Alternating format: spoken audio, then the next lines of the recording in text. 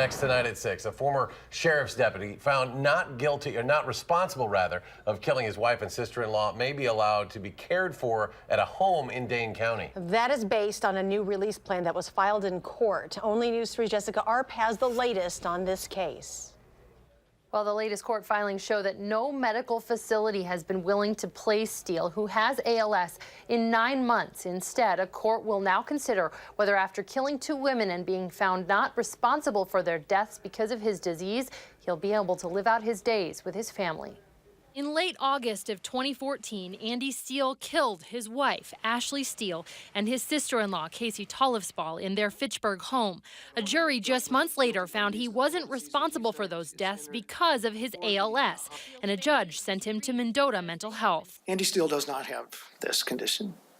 He never did. Since then, a judge has been vocal about his opinion on Steele's condition, saying in a March decision Steele had the, quote, mind of a killer, but that he was no longer a danger to himself or others and should be released, much to the dismay of the family of the victims, who spoke to us then. We're very concerned about the freedom that he would have in release. As I said in the hearing, he can interject himself into our lives whenever he sees fit if there's no conditions put on it. Since then, no facility could be found to place Steele, and this week a new release plan was filed. A source familiar with that plan, which has been sealed, says Steele would be allowed to live with his parents and medical staff at home.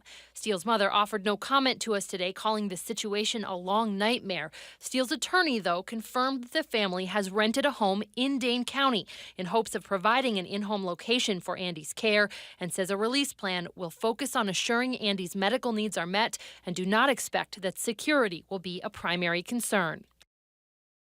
The judge has ordered a second examination of Steele by a doctor before a hearing is held on the release plan, saying the public victims in court need current information, but that the judge doesn't believe Steele has improved. His attorney says he can no longer speak and is using an iPad to communicate. The Putnam family, who has been opposed to this type of release plan, could not be reached for comment tonight.